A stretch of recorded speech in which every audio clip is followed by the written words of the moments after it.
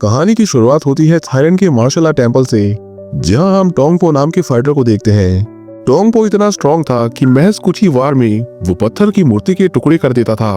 जो कोई भी उसे फाइट के लिए चैलेंज करता, उसे टोंग बड़ी बेरहमी से रिंग में मार डालता। लोग उसकी ताकत देखकर तालियां बजाते थे और सबने मान लिया था कि पूरे थाईलैंड में टोंग पो से ज्यादा ताकतवर कोई नहीं है और उसे कोई नहीं हरा सकता। पुलिस ने कई बार टोंग पो को उसके ब्रूटल फाइट्स और मर्डर्स के लिए अरेस्ट करने की कोशिश की, लेकिन हर बार वो कानून के शिकंजे से बचकर निकल जाता था। इसके बाद हमें थाईलैंड की पहाड़ियों के बीच एक प्राचीन मार्शल आर्ट मंदिर दिखाया जाता है, जहां सिर्फ सबसे ताकतवर फाइटर्स को ही मार्शल आर्ट सीखने का मौका मिलता था। हम यहाँ कर्ट नाम के आदमी को देखते हैं, जो थाईलैंड मार्शल आर्ट सीखने आया था। वो यहाँ महान फाइटर टोंग पो को ढूंढ रहा है और वो सिर्फ उनसे ही मार्शल आर्ट सीखना चाहता था। कर्ट के लिए टोंग पो तक पहुंचना भी एक बड़ी चुनौती थी। उससे मिलने से पहले कर्ट को उसके स्टूडेंट कावी से भिड़ना पड़ा। कावी नशे में था, लेकिन उसकी ताकत और फुर्ती किसी भी आम योद्धा से कहीं ज्यादा थी। कुछ ही पल में उसने कर्ट पर इतने तेज वार किए कि कर्ट को समझ आ गया कि वो सही जगह पर आया है। लेकिन ये तो बस शुरुआत थी। उसका अगला अपोनेंट स्टॉर्म था, जो अपनी तेजी और घातक किक्स के लिए मशहूर था। किसी तरह कर्ट ने खुद को संभाला और साबित किया कि वो कमजोर नहीं है। उसकी हिम्मत देखकर उसे मंदिर में प्रवेश मिल गया, लेकिन टोंग पो से ट्रेनिंग पाने के लिए उसे अभी भी लंबा सफर तय करना था। 3 दिनों की कड़ी मेहनत और मुश्किल प्रैक्टिस के बाद आखिरकार टोंग पो सामने आया। वो एक भारी भरकम और ताकतवर योद्धा था, जिसकी मौजूदगी ही किसी को भी डराने के लिए काफी थी। अपनी ताकत दिखाने के लिए उसने महज 2 ही वार में पत्थर की मूर्ति को तोड़ दिया।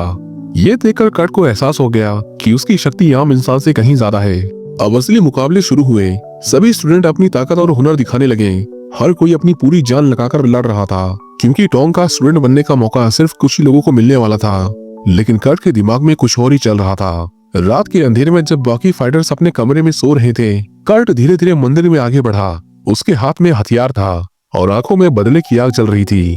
पता चलता है कि वो यहाँ सीखने नहीं, बल्कि टोंग पो से अपना पुराना हिसाब चुकता करने आया था। कुछ ही पलों में वो टोंग पो के कमरे तक पहुंच गया, लेकिन जैसे ही उसने अंदर कदम रखा, उसे एहसास हुआ कि कुछ तो गड़बड़ है। टोंग पो पहले से ही जाग रहा था। उसने बिना देखे ही कर्ट की मौजूदगी को भांप लिया। उसने गहरी आवाज में कहा, तुम मेरे के भाई हो, वही फाइटर जिसे मैंने पिछले टूर्नामेंट में हराया था। ये सुनकर कर्ट का गुस्सा हद पार कर जाता है। उसने बिना सोचे समझे टोंग पो पर हमला कर दिया, लेकिन एक झटके में टोंग पो ने कर्ट को जमीन पर गिरा दिया। उसकी पहली ही मार इतनी जबरदस्त थी कि कर्ट का शरीर हिल गया और दूसरी मार ने तो उसे पूरी तरह बेहोश कर दिया। इसके बाद हमें दिखाया जाता है कि आखिर क्यों कर्ट ने टोंग पो को मारने की कोशिश की। कर्ट और उसका बड़ा भाई एरिक अमेरिका में कराटे और मार्शल आर्ट चैंपियनशिप में हिस्सा लिया करते थे। कर्ट, जो अभी भी ट्रेनिंग पर था, हमेशा अपने भाई को देखकर इंस्पायर होता और उसके जैसा बनना चाहता था। जल्द ही एरिक ने वर्ल्ड कराटे चैंपियनशिप जीत ली, लेकिन जीत के बाद भी वो खुश नहीं था। उसे हमेशा नए चैलेंज और नए अपोनेंट की तलाश रहती थी। एक दिन मैच खत्म होने के बाद मार्शा नाम की एक औरत एरिक से मिलने आती है। वो एरिक को उसकी जीत की बधाई देती है और कहती है कि तुम सच में बहुत स्ट्रॉन्ग फाइटर हो। मार्शा ने कहा कि अगर वो अपनी ताकत का सही जगह इस्तेमाल करे तो वो ढेर सारे पैसे कमा सकता है। वो चाहती थी कि एरिक थाईलैंड में मुआई थाई फाइटिंग में हिस्सा ले। मार्शा एरिक को $1 लाख एडवांस देती है और बताती है कि ये कोई आम मुकाबला नहीं होगा। यहाँ ना कोई नियम होंगे, ना कोई रेफरी। जो बचा वही विनर माना जाएगा। कर्ट को ये ऑफर बिल्कुल पसंद नहीं आता और वो अपने भाई को उसे पैसे वापस लौटाने को कहता है। कर्ट जानता था कि अगर कोई रूल्स नहीं है तो इसमें एरिक की जान भी जा सकती है, लेकिन एरिक को ये सुनहरा मौका लगता है। वो गरीबी में बड़ा हुआ था और अब पैसा और शोहरत कमाना चाहता था। दोनों भाइयों के बीच बड़ी बहस होती है, लेकिन एरिक किसी की नहीं सुनता और अकेले थाईलैंड के लिए रवाना हो जाता है। कुछ हफ्ते बाद कर्ट को एक इनविटेशन मिलता है। एरिक बताता है कि उसका जल्द ही थाईलैंड के सबसे बड़े फाइटर से मुकाबला होने वाला है और वो चाहता है कि वो उसे देखने आए। जिसके बाद कर्ट तुरंत थाईलैंड के लिए निकल पड़ता है। जब कर्ट मुकाबले की जगह पहुंचता है तो देखता है कि ये कोई शानदार स्टेडियम नहीं, बल्कि गंदी और खतरनाक गलियों में बना एक अंडरग्राउंड फाइट क्लब है। यहाँ कोई सेफ्टी प्रोटोकॉल नहीं है, कोई नियम नहीं, बस खून, घूंसे और लड़ाई, जब तक कोई गिर ना जाए। मुकाबला शुरू होता है। एरिक अपनी पूरी ताकत से लड़ता है, लेकिन जल्द ही कर्ट को समझ आ जाता है कि उसका भाई टोंग के सामने नहीं टिक पाएगा। 2 राउंड्स के बाद भी टोंग के शरीर से पसीने की एक बूंद नहीं गिरती, जबकि एरिक बुरी तरह से थक चुका था और उसके शरीर में ताकत नहीं बची थी। अचानक पुलिस के सायरन बजते हैं। पुलिस इस इलीगल मैच को बंद कराने आई थी। हर कोई भागने लगता है, लेकिन भागने से पहले टोंग अपना काम पूरा करता है। वो एरिक को गले से पकड़ता है और इतनी जोर से दबाता है कि एक ही झटके में उसकी मौत हो जाती है। जब कर्ट अपने भाई को उठाने के लिए रिंग में पहुंचता है तो सब कुछ खत्म हो चुका होता है। उसका भाई मर चुका था, पर वहाँ मौजूद भीड़ को कोई फर्क नहीं पड़ता। वो एरिक की मौत पर दुखी होने की बजाय टोंग पो को दुनिया का सबसे महान फाइटर मान रहे थे। उसी रात पुलिस स्टेशन में ऑफिसर लुई एरिक के मर्डर पर इन्वेस्टिगेशन कर रही थी। वो टोंग को गिरफ्तार करने के लिए अपने बॉस को वारंट इशू करने के लिए कहती है, लेकिन उसका बॉस जोशुआ उसे रोक देता है और कहता है कि जो कुछ हुआ वो सिर्फ तुमने देखा है, अगर कोई गवाह नहीं है तो हम कुछ नहीं कर सकते। मतलब साफ था, एरिक की मौत पर कोई केस नहीं चलेगा, उसे कोई इंसाफ नहीं मिलेगा। तभी मार्शा पुलिस स्टेशन में आती है। उसके चेहरे पर ना तो दुख था और ना ही अफसोस। वो कर्ट को ताना मारते हुए कहती है कि अगर तुम्हारा भाई सच में अच्छा फाइटर होता तो वो रिंग में इस तरह मारा नहीं जाता। ये सुनकर कर्ट का गुस्सा फूट पड़ता है और वो मार्शा का गला पकड़ लेता है, लेकिन पुलिस उसे रोक लेती है। अब कर्ट को सच्चाई समझ आ चुकी थी कि यहाँ सब कुछ मार्शा के इशारे पर हो रहा था। इसके बाद कर्ट को उसके भाई के पुराने ट्रेनर के पास ले जाया गया। माइकल थाईलैंड में सालों से फाइटर्स को ट्रेन कर रहे थे और कर्ट का भाई एरिक भी उन्हीं का स्टूडेंट था। कर्ट को उसके भाई के पैसे देने के लिए बुलाया गया था जो उसने इतने महीनों से थाईलैंड में रहकर कमाए थे। कर्ट को अपने भाई की मौत पर इतना दुखी देखकर माइकल ने उसे बताया कि अपनी इस हालत का जिम्मेदार वो खुद है। कर्ट को यहाँ पता चलता है कि एरिक ने अपनी ट्रेनिंग कभी पूरी ही नहीं की थी, इसी वजह से वो टोंग से हार गया। इससे पहले कि कर्ट कुछ समझ पाता, करप्ट पुलिस ऑफिसर्स उसे एयरपोर्ट ले जाने लगते हैं। वो चाहते हैं कि वो अमेरिका लौट जाए और अपने भाई की मौत को भूल जाए, लेकिन कर्ट का इरादा कुछ और था। वो हर हाल में अपने भाई की मौत का बदला लेना चाहता था। कर्ट चालाकी से पुलिस वालों को चकमा देकर वहाँ से भाग निकलता है। इसके बाद कहानी प्रेजेंट में आती है। उसने महीनों की प्लानिंग के बाद टोंग पर हमला किया था, लेकिन टोंग ने उसकी कोशिश को नाकाम कर दिया। टोंग चाहता तो उसे मार सकता था, लेकिन उसने अपने हाथ गंदे ना करने का फैसला किया और पुलिस को उसे ठिकाने लगाने को कहा। जैसे ही वो उसे गिरफ्तार करने लगते हैं, ऑफिसर लुई वहाँ आ जाती है और उसे उनसे बचाकर ले जाती है। लुई जो पहले से इस केस में दिलचस्पी दिखा रही थी, कर्ट को कहीं और ले जाने लगती है जहां उसे कोई नुकसान ना पहुंचा सके। लेकिन थोड़ी दूर जाने के बाद अचानक उसका रास्ता रोक लिया जाता है। लुई को शक हुआ और तभी चारों तरफ से हथियारबंद लोग उन्हें घेर लेते हैं। इन लोगों को टोंग ने कर्ट को खत्म करने के लिए भेजा था, लेकिन कर्ट भी कोई आम इंसान नहीं था। उसने अपनी चालाकी और तेजी से खुद को बचाया और उन लोगों से बच निकलने में कामयाब रहा। अब लुई जो कर्ट पर भरोसा करने लगी थी, उसे माइकल के पास ले जाती है। माइकल उसे छिपाने का फैसला करता है ताकि वो सुरक्षित रहे और इस देश से बाहर निकलने का कोई रास्ता निकाल सके।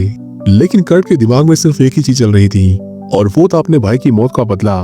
उसने माइकल से रिक्वेस्ट की कि वो उसे ट्रेनिंग दे ताकि वो टोंग पो को हरा सके। माइकल पहले कर्ट की ताकत और उसकी काबिलियत को जांचता है, लेकिन वो जल्दी समझ जाता है कि अगर कर्ट इसी हालत में लड़ा तो वो भी अपने भाई की तरह मारा जाएगा।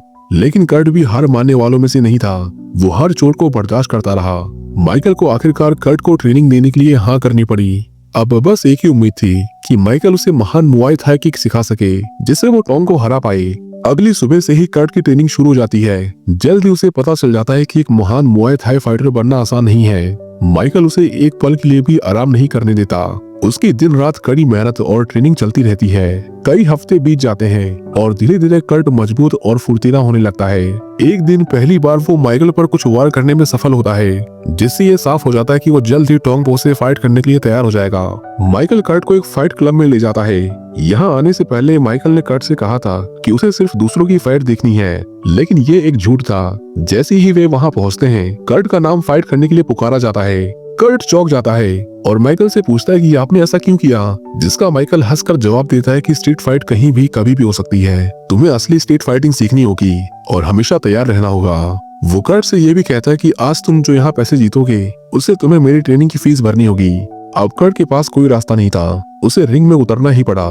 कर्ट का मुकाबला एक बड़े ताकतवर और एक्सपीरियंस फाइटर से होता है। उसने अपनी पूरी ताकत लगा दी, लेकिन सामने वाला बिना हिले डुले उसके हर वार को झेल जाता है। कर्ट का हर पंच और हर किक उस पर बेअसर थी। ये देखकर माइकल को एहसास हुआ कि कर्ट अभी भी तैयार नहीं है। माइकल को मजबूर होकर लड़ाई रोकनी पड़ी। कर्ट को बुरी हार झेलनी पड़ी, लेकिन वो गंभीर रूप से घायल होने से बच गया। हालांकि इस लड़ाई में माइकल ने अपने सारे पैसे खो दिए, लेकिन कर्ट को एक बड़ा सबक मिल चुका था कि वो अभी टोंग पो से लड़ने के लिए तैयार नहीं है। अगली सुबह टोंग का स्टूडेंट कैबी अचानक माइकल के घर पहुंचता है। दरअसल टोंग कैबी से परेशान हो चुका था और उसने उसे टेंपल से निकाल दिया। अब कैबी के पास रहने के लिए कोई जगह नहीं थी, इसलिए वो कर्ट से उम्मीद करता है कि वो माइकल को उसे शेल्टर देने के लिए राजी कर लेगा। कर्ट को इस समय मदद की जरूरत थी और एक अच्छा सपोर्टिंग पार्टनर उसके लिए फायदेमंद हो सकता था। माइकल ये समझता है और कैबी को अपने साथ रखने का फैसला करता है। दोनों एक साथ ट्रेनिंग करते हैं और उनका एक ही मकसद था कि टोंग पो के सबसे ताकतवर होने की घमंड को तोड़ना। माइकल कर्ट को मुआई थाई की स्पेशल टेक्निक सिखाता है। उसकी सबसे कठिन ट्रेनिंग में दिन रात नारियल तोड़ना शामिल था। शुरुआत में कर्ट के हाथों में दर्द और छाले हो जाते हैं, लेकिन वो हार नहीं मानता। वो लगातार प्रैक्टिस करता रहता है जब तक वो बिना किसी परेशानी के नारियल तोड़ने के कैपेबल नहीं हो जाता। अब कर्ट को लगता है कि वो तैयार है टोंग पो से बदला लेने के लिए। अपने टीचर के मना करने के बावजूद कर्ट आधी रात में टोंग पो के टेम्पल में पहुंच जाता है। वो सीधे टोंग को चुनौती देने के लिए आया था। वो वहाँ स्टॉर्म का सामना करता है, जो पहले कर्ट के लिए खतरा हुआ करता था, लेकिन अब कर्ट बहुत ताकतवर हो चुका था। उसे स्टॉर्म को हराने में ज्यादा समय नहीं लगता। इसके बाद टोंग के सबसे खतरनाक स्टूडेंट्स को भी कर्ट हरा देता है। अब टोंग के पास कोई चारा नहीं था। वो कर्ट के चैलेंज को एक्सेप्ट करता है, लेकिन एक शर्त पर कि फाइट अंडरग्राउंड स्टेडियम में होगी, जहां कर्ट की हार या मौत से टोंग मोटा पैसा कमा सके। इसी बीच लुई, जिसने टेम्पल में एक सीक्रेट माइक छुपा रखा था, इस पूरे प्लान के बारे में जान जाती है। उसे पता चलता है कि मार्शा इस फाइट को ऑर्गेनाइज करा रही है। उसे रंगे हाथों पकड़ने का ये बहुत अच्छा मौका था। लुई अब मार्शा को गिरफ्तार करने का प्लान बनाती है, लेकिन उसके लिए मार्शा ने पहले से ही जाल बिछा रखा था। उसका बॉस, जो असल में मार्शा के लिए काम करता था, उसने लुई को गलत लोकेशन दी थी। जब लुई वहां पहुंचती है तो हथियारबंद लोग उस पर हमला कर देते हैं। किसी तरह लुई और उसके साथी बचकर बाहर निकल आते हैं, लेकिन अब उसे समझ आ जाता है कि पुलिस डिपार्टमेंट में कई धोखेबाज हैं। अब वे किसी पर भी भरोसा नहीं कर सकती थी और कर्ट की जान भी खतरे में थी। लुई ये तय करती है कि कर्ट को इस फाइट में जाने से रोकना ही एकमात्र रास्ता है, इसलिए वो कर्ट के खिलाफ अरेस्ट वारंट जारी कर देती है। जब कर्ट पुलिस स्टेशन में बंद था तो जोशुआ ने लुई को बताया कि टोंग ने उसके खिलाफ सारे आरोप हटा दिए हैं। अब उसके पास कर्ट को बंद रखने का कोई सॉलिड रीजन नहीं था, लेकिन लुई जानती थी कि कर्ट को छोड़ना एक बड़ी गलती होगी।